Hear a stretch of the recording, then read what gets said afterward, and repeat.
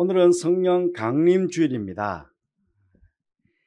예수님께서 성천하신 후에 예수님께서 계시지 않는 이 세상에서 살아가야 할 성도들에게 예수님을 대신하여 예수님께서 보여주셨던 모범적인 삶을 성도들이 살도록 하시기 위해 성령님을 보내주셨습니다.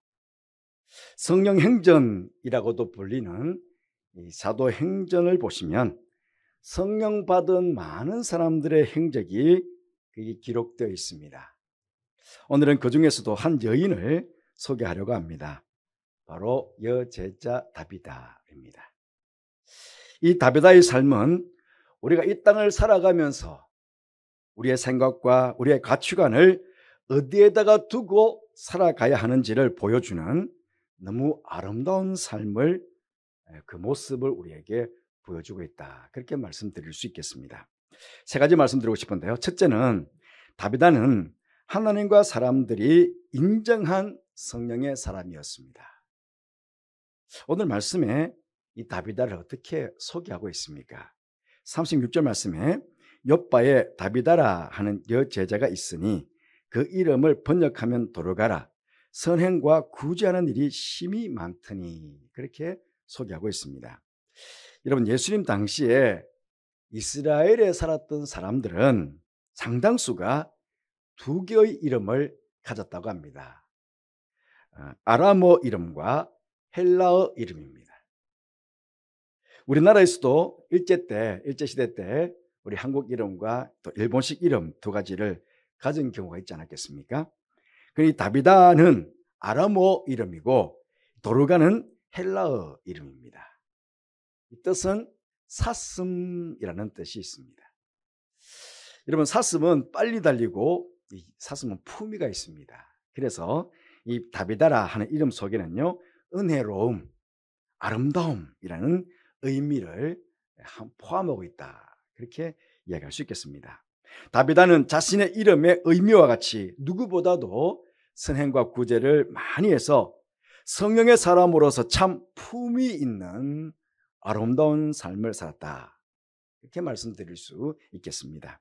특히 여제자라고 하였는데 이 단어는요, 이 여제자라는 단어는 성경 전체에서 유일하게 이곳에서만, 이 구절에서만 나오는 단어입니다. 그러니 이 여제자라는 이 단어를 통해서만 보더라도 분명 다비다는 성령 충만한 훌륭한 믿음의 여인이었다, 이런 것을 우리가 짐작해 볼 수 있겠습니다. 여러분, 성경에 아무나 그 이름이 기록이 됩니까? 그런데 성경에 이렇게 다비다라 하는 이름뿐만 아니라 그녀의 행적이 기록이 되었다 하는 것은 무엇보다 하나님께서 그녀의 인생을 인정하셨다 하는 증거가 아니겠습니까? 하나님께서는 이 다비다의 이름을 기록하시면서 이 여인을 봐라, 이렇게 사는 게 진짜 성령 받은 사람의 삶의 모습이 아니겠느냐, 이게 신앙생활의 진면목이 아니겠느냐, 이것이 바로 명품 인생이 아니겠느냐, 그렇게 우리에게 말씀하시고 있는 것입니다. 그런데 하나님만 인정하신 것이 아니라 사람들도 인정했다 하는 것을 우리가 볼 수 있습니다. 이 다비다가 병들어 죽었습니다. 그러자 이 다비다의 죽음을 맞이한 사람들의 반응을 한번 보십시오.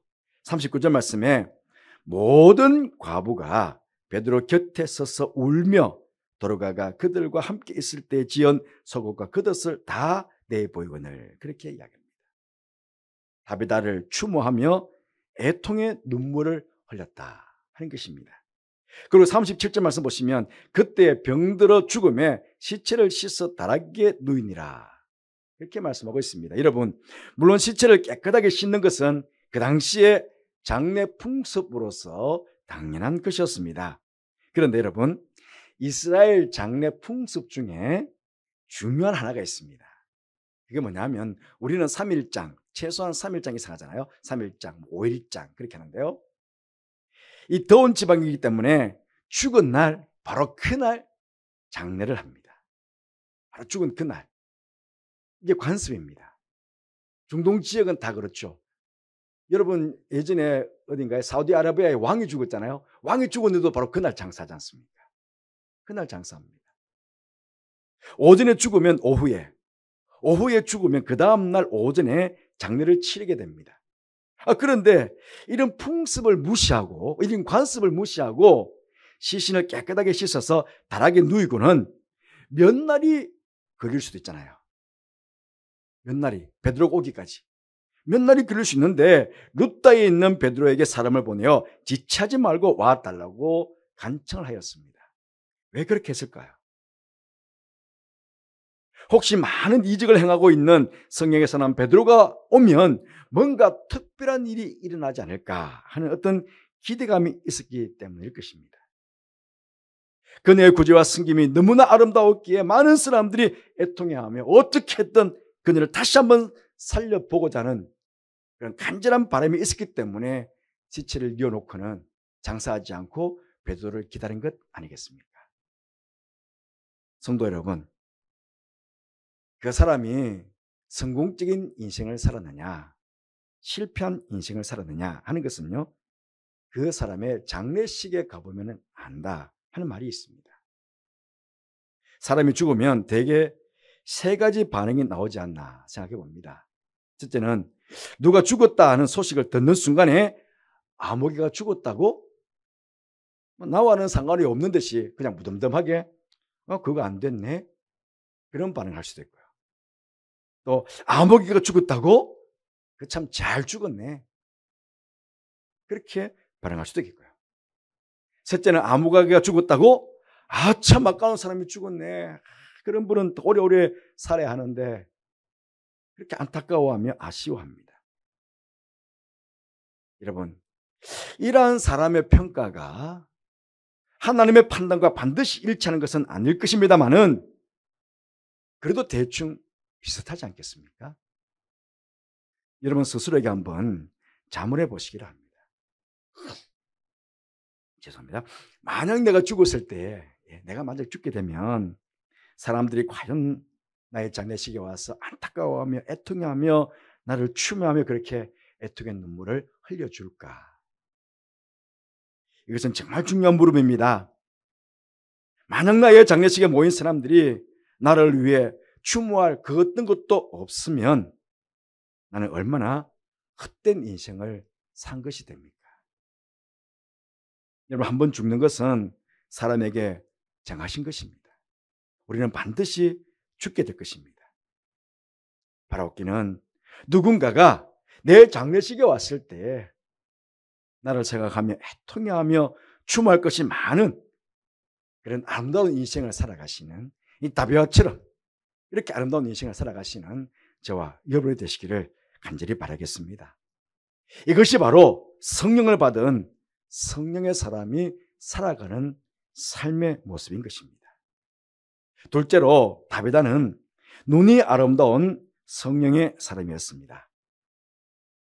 여러분, 이 사람의 눈 여기에 평균 잡아서 높이는 1cm, 1cm보다 1.5나 2cm 좀 크면 눈이 크다고 말합니다. 가로는 2cm에서 3cm 정도라고 합니다. 눈을 크게 보이려고 뭐 수술한다면서요? 뭐 안이라도 하기도 하고, 뭐 쌍꺼풀 수술도 하고, 뭐 아주 눈을 예쁘게 하려고 합니다. 그런데 이상하지요. 이 작은 눈으로 얼마나 작습니까? 근데 이 작은 눈으로 사람들은 큰 것만 보고 큰 것만 찾으려 합니다. 큰 권세, 큰 집, 큰 부자, 큰 명예, 심지어 큰 교회까지. 물론 큰 것이 다 잘못되었다고 말할 수 없습니다. 그렇잖아요. 하지만 성령 받은 사람의 눈은 달라야 합니다. 오순절 성령님께서 강림하셨을 때 우리 조금 전에 우리 찬양대도 찬양 가사 중에 정말 바람처럼 임하셨던 그 성령의 소리를 듣기를 원한다고 그렇게 찬양했지 않습니까? 오순절 성령 강림하실 때 성령 받은 사람들은요, 눈이 달라졌고 귀가 달라졌습니다. 세상 사람들의 눈에는 그들이 다 새 술에 술 취한 사람들처럼 보였습니다. 술 취한 사람들처럼 보였는데, 그러나 성령 받았던 사람들은 각 사람 위에 불처럼 임하셨던 성령의 역사심을 보았습니다. 세상 사람들이 보지 않았던 거 보았죠. 급하고 강한 바람 같은 소리, 성령께서 임하시는 그 소리를 세상 사람들은 못 들었는데 그 성령 받은 사람들은 다 들었다는 것입니다. 그렇습니다. 성령 받은 성도들의 눈에는 세상적인 가치 기준으로 보여지는 큰 것보다는 삶의 주변에서 내가 섬겨야 하고 도움을 주어야 할 작은 자들이 보여야 합니다. 과와 과부, 병든 자, 눌린 자, 가난한 자, 장애자와 같은 사람들이 보여야 하는 것입니다. 성령 받은 사람들은 눈이 달라져야 하는 것입니다. 사랑하는 성도 여러분, 진정 성령 받은 사람들의 아름다운 눈은 사회의 작은 자들을 볼 수 있는 눈입니다. 성령의 사람 다비다의 눈에는 불쌍하고 가난한 작은 과부들이 보였습니다. 그리고 그곳에 다비다의 눈길이 머물렀던 것입니다. 대홍수에 노아가 물이 가람을 알아보기 위해서 방주에서 제일 처음 까마귀를 내어보냈습니다. 근데 그 까마귀가 돌아오지 않았습니다. 왜입니까? 까마귀의 눈이 머문 곳은 썩은 시체들이었습니다. 시체를 파먹고 다니느라 물이 얼마나 감했는지를 알고자 하는 주인의 의도를 몰랐습니다. 자신의 사명을 몰랐습니다. 잊어버린 것입니다. 하지만 비둘기를 보냈을 때는요, 여러분, 이 비둘기는요, 동물들 중에서도 성령을 상징합니다. 예수께서 세례를 받으실 때 비둘기같이 성령께서 임하셨다, 그렇게 표현합니다. 저희들도 후드가 있는데요, 후드에 보시면 이렇게 비둘기가 이렇게 손알져 있습니다. 여기는 성령 강림 제례 하고 있으니까요.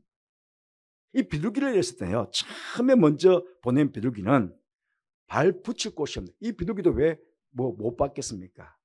그런데 발 붙일 곳이 없으므로 그냥 방주로 돌아왔습니다.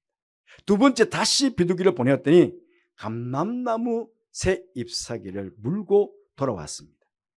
이 비둘기는 주인이 원하는 것, 즉 자기의 사명을 완수하기 위해서 두루두루 찾아보았고 또 눈으로 보았으며 보는 그것을 가져왔어, 물건을 가져왔습니다. 이게 바로 성령의 사랑입니다. 눈이라고 다 같은 눈이 아닙니다. 성령의 사람은 세상 사람들이 가지지 않는 신령한 눈이 있습니다. 이 신령한 눈으로 하나님이 원하시는 방법으로 하나님의 마음으로 세상을 볼 수 있어야 합니다. 성령의 사람인 여러분의 눈은 지금 어디에 머물러 있으십니까? 단지 세상의 사람들처럼 안목의 정욕을 쫓아 살아가는 그런 사람들의 눈이 아니라 오늘 다비다처럼 하나님의 마음을 품고 작은 자들을 볼 수 있는 그런 아름다운 눈, 그런 신령한 눈, 이런 눈들을 여러분 모두가 가지게 되시기를 주님의 이름으로 축복드립니다.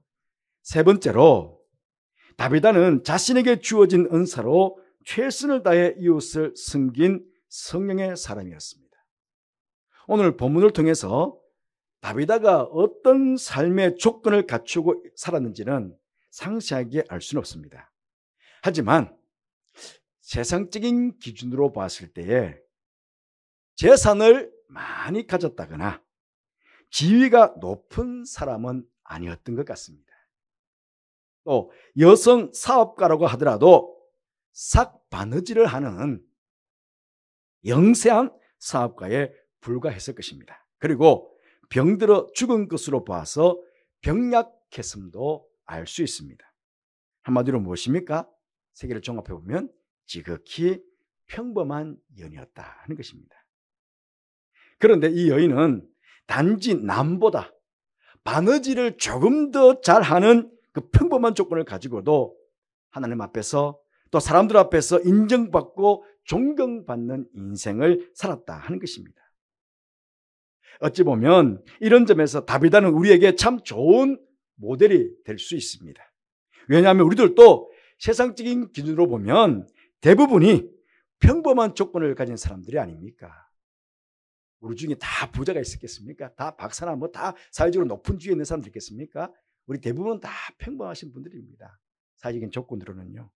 가진 돈도 많지 않고 재능도 많지 않은 지극히 평범한 조건을 가지고서도 이렇게 존경받고 인정받는 아름다운 인생을 살 수 있다는 것을 보여주기 때문에 사실은 이 다비다가 우리에겐 참 좋은 모델이 될 수 있는 것입니다. 흔히 사람들은요, 생활이 넉넉하고 힘이 있어야 남을 돕고 선행을 할 수 있다고 생각합니다. 과연 그렇습니까? 마태복음 19장에 보면 부자 청년이 예수님께 나와 내가 어찌해야 영생을 얻겠습니까? 라고 예수님께 물었습니다. 그때 예수님께서 내 소유를 팔아서 가난한 자들에게 나누어 주라고 했습니다. 그러자 그 부자 청년은 자신의 재산이 많음으로 근심하며 그냥 돌아갔다고 합니다. 그렇습니다. 많이 가졌다고 하는 것이 중요한 것이 아니라 그 가진 것을 어떻게 사용하느냐, 그것이 중요하지 않겠습니까? 다비다는 재산도 많이 없었습니다. 단지 자기에게 있는 것, 바느질을 하는 은사인데 그 은사를 잘 활용해서 적극적으로 과부들과 가난한 이웃들을 도왔던 것입니다. 그것도 오늘 말씀 36절 말씀에 보니까 선행과 구제하는 일이 심이 많더니 그렇게 전해주고 있습니다. 심이 많더니 하는 것은 그냥 한두 번 하고 끝난 것이 아니라는 것입니다. 꾸준하게 가난한 이웃들을 섬겼다 하는 것입니다. 사랑하는 성도 여러분, 하나님께서는요, 우리 각자에게 우리에게 필요한 은사들을 다 주셨습니다. 우리 중에 은사가 없는 사람들은 한 분도 없습니다. 그리고 그 은사는 나의 유익과 동시에 다른 사람의 유익을 위해서 주신 것입니다. 빨리 말씀을 드리면 하나님을 섬기고 이웃을 섬기도록 하시기 위해서 각자에게 은사를 주셨다 하는 것입니다. 그렇기 때문에 만약에 나에게 준 은사를 내가 잘 사용하지 않는다면 그건 나 때문에 하나님의 일이 막히게 되는 것이고, 누군가는 다른 사람은 내가 나의 은사를 가지고 다른 사람의 유익을 도모해야 되는데 유익을 도모하지 않기 때문에 다른 누군가는 불이익을 당했다는 것입니다. 성경적으로 말씀을 들어보면 이런 사람은 성령을 근심하게 하는 사람입니다. 에베소서 말씀에 바울 사도는 성령을 근심하게 하지 말라고 그랬거든요. 또 데살로니가전서 말씀 같은 경우에는 성령을 소멸치 말라고 그랬거든요. 그 성령의 역사를 소멸하는, 성령을 근심하게 만드는 그런 사람인 것입니다. 만약에 다비다가 자신에게 있는 바느질, 이 은사를 자신만을 위해서 사용했다면 옆바에 있는 가난한 과부들 중 어느 누구도 도움을 받지 못했을 것입니다. 하지만 자신에게 있는 바느질의 은사를 잘 사용했기 때문에 많은 과부들이 도움을 받게 된 것입니다. 그리고 이 일이 하나님 앞에서 귀중한 일이었기에 다시 한번 베드로를 통해서 이 땅에서 생명을 연장받는 그런 축복을 이 다비다가 누리게 된 것입니다. 생명도 연장받게 되었습니다. 사랑하는 성도 여러분, 하나님께서는요, 나에게 없는 것으로 이웃을 섬기라고 하시지 않습니다.